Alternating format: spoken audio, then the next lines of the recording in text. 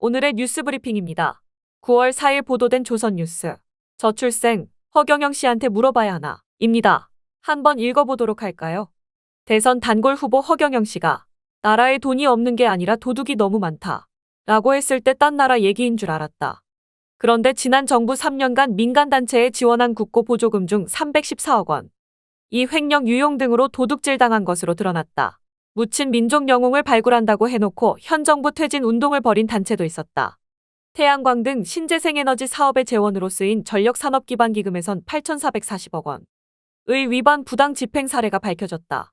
내국세의 20.79%를 무조건 시도 교육청에 나눠주는 지방교육교부금의 경우 1년에 14조 원꼴로 불필요하게 지출됐다는 감사원 지적도 나왔다.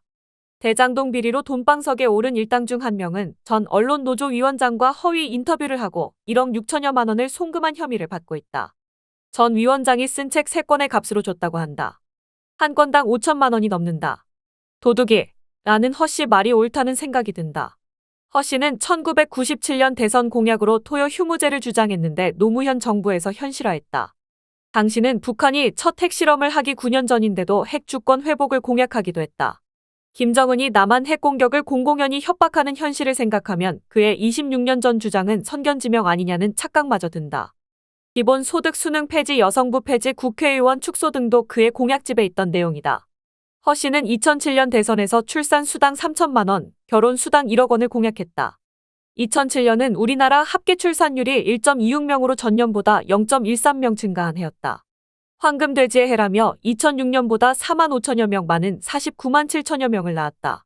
이때만 해도 저출생이 국가 소멸 문제가 될 줄은 몰랐다. 그런데도 허 씨는 인구 구조가 붕괴한다며 결혼과 출산으로 고민하는 여성의 부담을 덜어줘야 한다고 주장했다. 많은 이들이 황당 사기라며 웃어넘겼다. 그런데 지금 출산 장려금은 필수 복지가 됐다. 모든 지방자치단체가 아기를 낳으면 앞다퉈 현금을 준다.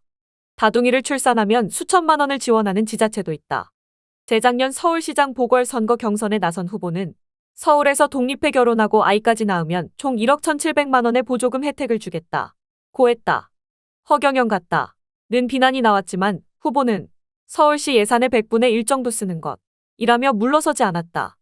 허 씨의 2007년 공약 때처럼 황당하다는 반응은 적었다. 그만큼 저출생 문제가 심각해졌기 때문이다. 올 2분기 합계 출산율이 0.7명으로 역대 최저를 기록했다. 출생아 수는 연말로 갈수록 줄어드는 경향이 있는데 이대로라면 올해 출산율이 0.6명대라는 듯도 보도 못한 숫자를 찍을 수도 있다. 작년 출산율은 0.78명으로 경제협력개발기구 38국 중 최하위였다. 우리 인구는 44개월째 자연 감소 중이다. 미국 CNN은 작년 말 한국은 264조 원을 투입했지만 출산율을 높이지 못했다. 새로운 접근이 필요하다. 고 했다. 종족 보존은 인간의 본능이다. 이보다 앞선 것이 자기 생존의 본능이다. 젊은 세대는 내가 죽을 판인데 아이를 어떻게 낳아 기르느냐고 한다. 지금 정부 전문가의 저출생 대책은 2007년 허경영 씨의 공약에서 크게 벗어나지 못하고 있다. 그동안 허 씨 공약이 눈길을 끌었던 것은 인간의 감춰진 욕망과 불안을 잘 건드렸기 때문이라고 본다. 실현 가능성은 그 다음이다. 백약이 무효인 저출생 문제 해법을 허 씨에게라도 물어보고 싶을 정도다.